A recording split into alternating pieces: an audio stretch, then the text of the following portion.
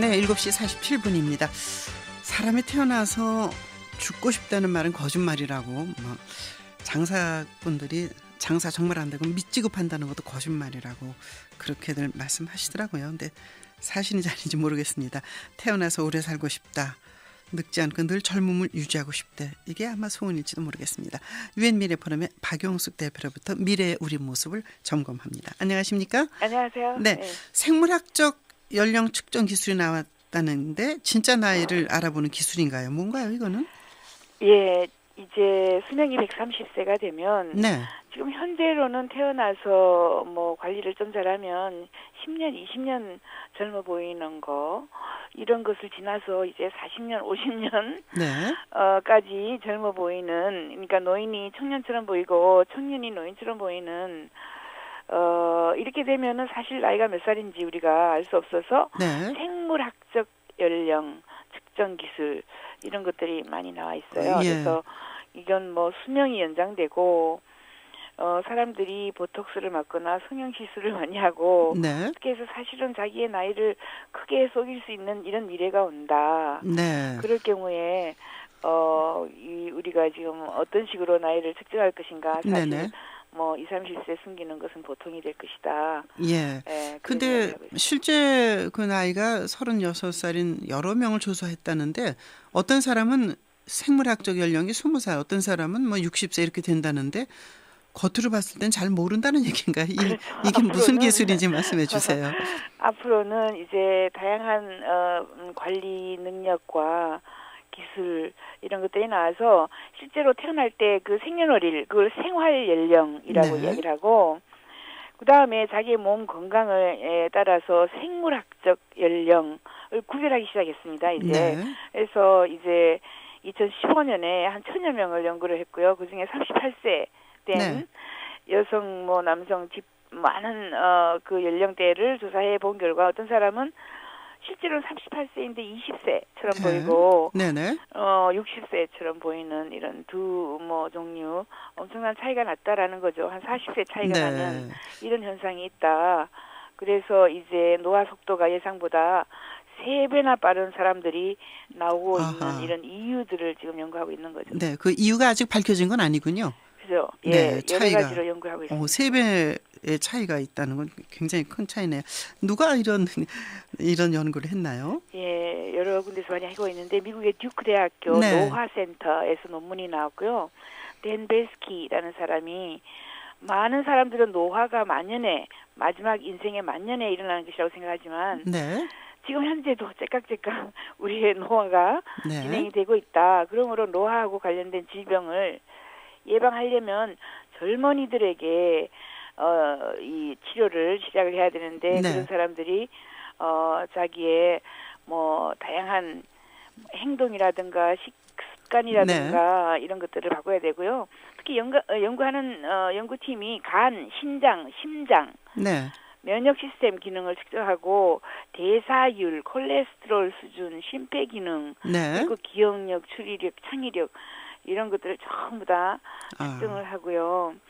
심지어 텔로미어는 네네. 염색체 끝에 있는 그게 길면 오래 산다는 얘기가 그게 있죠. 길면은 예.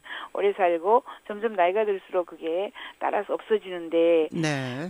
그거의 길이를 재는 이런 기술 이런 것들이 많이 나왔어요. 그런데 그렇다면 이제 그 나이가 들어가는 늙어서 생기는 병, 노화 질병, 이 징후가 있으면 노화를 좀 연장시킬 수도 있고 또 뭐 계령한다면 조금 멈추게 할 수도 있고 그렇지 않을까요? 이건 어떻게 그렇죠. 됩니까? 그래서 이번 이 연구진이 수많은 데이터를 이용해서 인간의 생물학적 연령을 계산하기 위해서 거대한 알고리즘을 구축했습니다. 네. 그래서 그 알고리즘 아까 여러 가지 측정한 그런 수치들을 집어넣어서 실제로 뭐 당뇨병, 네. 알츠하이머, 노화 관련 질병들이 최초 징후가 어떤 형식으로 나타나고 당신에게는 어떤 질병이 몇 세에 일어날 것인지 네. 23andMe라고 유전자 검색하는 전문 업체가 있어요. 침을 탁 뱉어가지고 네. 99을 주고 제 아들도 하고 저도 했는데 보내면 한 2주 만에 네. 몇 세에 어떤 질병이 네. 오는지를 알려줍니다. 다양한 그렇군요. 것들을 많이 알려줘요. 그러면 그걸 미리 알면 네. 조심하고 뭐 늦춘다든가 좀 피해갈 수도 있겠네요. 아, 그렇죠. 그거는 이제 뮤턴트라고 이게 돌연변이가 시작되면 네. 8년, 9년, 10년 후에 암이 와요. 아. 그러니까 안젤리나 졸리가 유방암으로 뭐 네네. 드러냈다는데 실제로는 세포 돌연변이나 조그만 세포 떼어낸 거거든요. 네. 미리 세포를 떼어내게 되면 암에 걸리지 않고 그 직전에 네. 한참 전에 우리가 이미 그렇죠. 제거를 한다든가 아니면은 뭐 당뇨병이 온다면 열심히 이제 운동을 해야 되는 거겠죠. 네. 자, 노화 측정하는 염색체 끝에 약간 텔로미어 말씀하셨는데 네. 요거 조금만 설명해 주시죠.